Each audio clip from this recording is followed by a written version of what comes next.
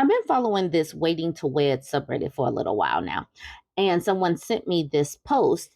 And I am glad that this election season is making some women really rethink things, especially dealing with men that are not actively trying to be with them.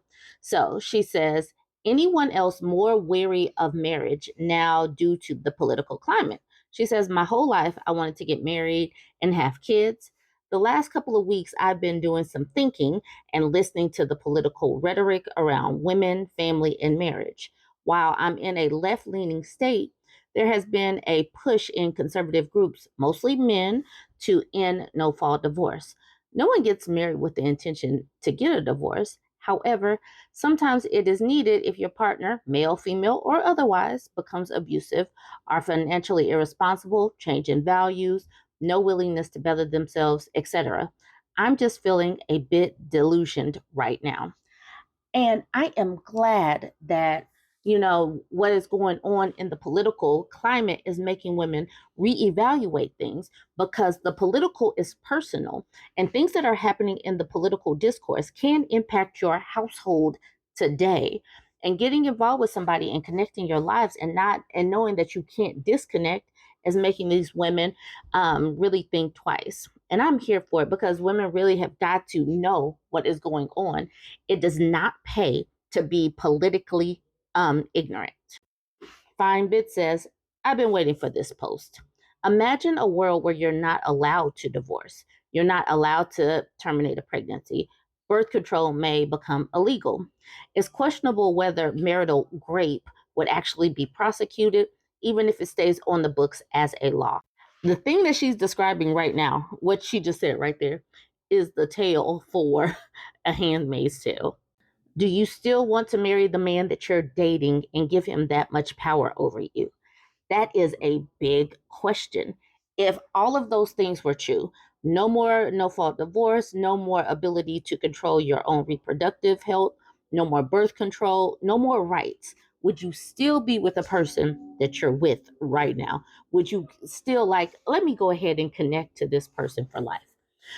She continues with, I hope the young women who post here think seriously about this question. If no fault divorce ends, you're stuck.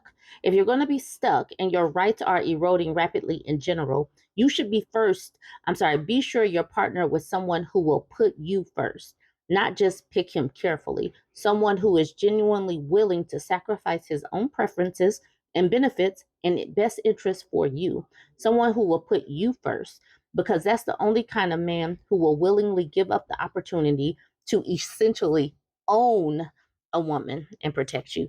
Essentially own a woman. We don't want to be owned anymore. We want to stay free. She continues with most women posting here about being heartbroken that their partners won't commit and feeling strung along are not in a relationship like that. Those men are not putting them first.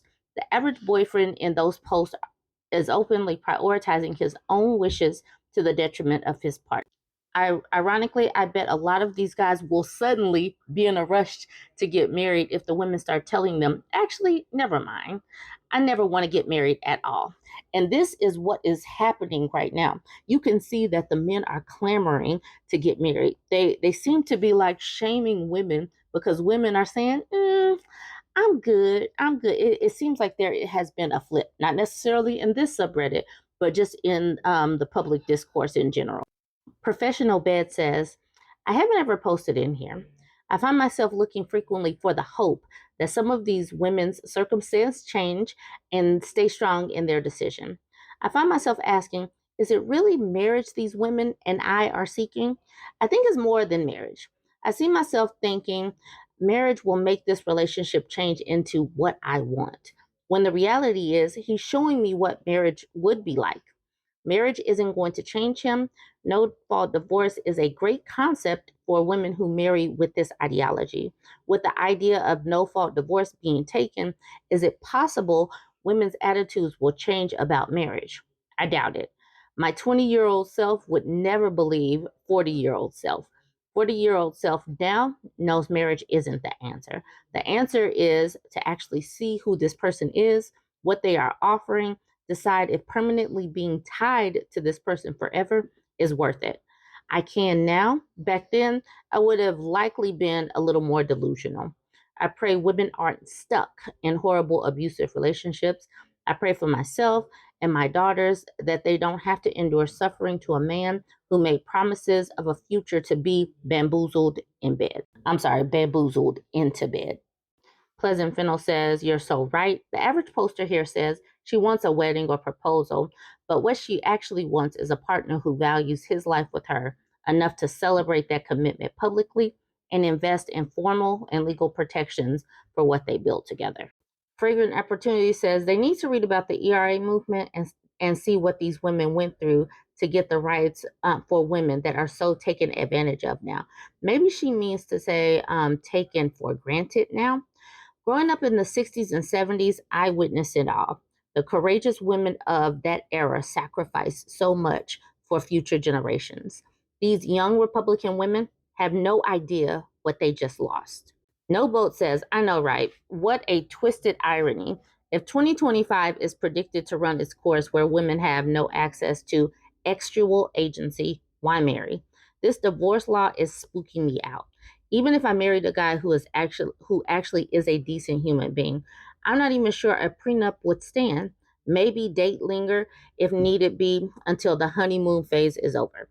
And then Truth Hurt wonders, how does no fault divorce cause someone to be stuck in a marriage?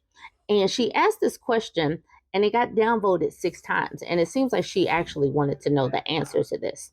One base says if the state eliminates no fault divorce, then you have to demonstrate that the other party is at fault for the divorce. Otherwise, you cannot obtain a divorce. All 50 states recognize no fault divorce. An alternative to ending no fault divorce would be to allow someone filing for divorce to admit fault in order to obtain a divorce, so a man or woman could still obtain a divorce. But if he or she couldn't show fault with their spouse, they could admit fault themselves. This way, they could obtain a divorce but accept a disadvantage in the settlement. States moved away from fault only divorce because it made divorces unnecessarily contentious and clogged courts. Esoteric Oscillate says it's also notoriously and painfully difficult to sufficiently legally prove abuse, even heavy physical abuse. And then she gives this hyperlink that says the self deletion rate for married women in states that adopted no fault divorce dropped radically in the year or two following, about 20%. And then Truth Hurt says, thank you. That's how I know that this person was really asking for, information. I don't like that they just downvoted her. Now she could have just looked it up. Anyways, I think that these women are really starting to think about the repercussions and the importance of marriage and why they really need to think about what is going on currently. Because if you do get attached and you can't disengage, that would obviously change your life because these men right now are showing them because they're in this waiting to wed subreddit that they are not really invested. So life would be a drag to be stuck with somebody like this. And hopefully, this makes them disengage now and stop pining away for this fairy tale that's probably not going to come. Let me know what you think about this.